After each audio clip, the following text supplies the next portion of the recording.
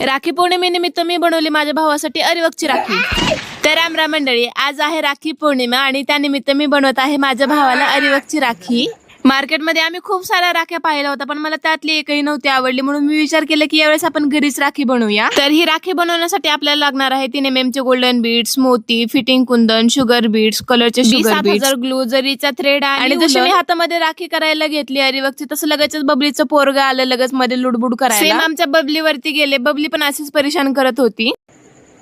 आणि तेवढ्यात माझ्या भावाची ऑर्डर आली की मला राखी चांगलीच बनवून पाहिजे, एकदम भारी बनव भारी। राखी पौर्णिमेला गिफ्ट तर द्यायचा पत्ता नाही, कॅडबरी देते भारी बनव भारी। तुमचा पण भाऊ असंच करतो काय? कमेंट बॉक्स मध्ये सांगायला विसरू नका। तर फायनली ह्या आहेत बघा माझ्या राख्या, सगळ्या कम्प्लीट झालेल्या। आपण हे जे पॅच केले होते त्याला कट केलं, त्याच्यावरती उलन लावले आणि परत एकदा फॅब्रिक ग्लूनं चिटकून टाकलं आणि अजून एकदा त्याला कट केलं आणि अशा प्रकारे आपली राखी जी आहे ती तयार झालेली आहे। तर कमेंट बॉक्स मध्ये नक्की सांगा कशी झाली। राखी पौर्णिमेनिमित्त मी बनवली माझ्या भावासाठी अरिवकची राखी।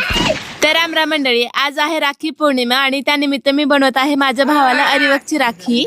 मार्केटमध्ये आम्ही खूप साऱ्या राख्या पाहिल्या होत्या, पण मला त्यातली एकही नव्हती आवडली, म्हणून मी विचार केला की यावेळेस आपण घरीच राखी बनवूया। तर ही राखी बनवण्यासाठी आपल्याला लागणार आहे 3 mm चे गोल्डन बीड्स, मोती, फिटिंग कुंदन, शुगर बीड्स, कलरचे शुगर बीड्स, ग्लू, जरीचा थ्रेड आणि जशी मी हातामध्ये राखी करायला घेतली अरिवकची, तसं लगेचच बबलीचं पोरग आलं लगेच मध्ये लुडबुड करायला। सेम आमच्या बबलीवरती गेले, बबली पण अशीच परेशान करत होती।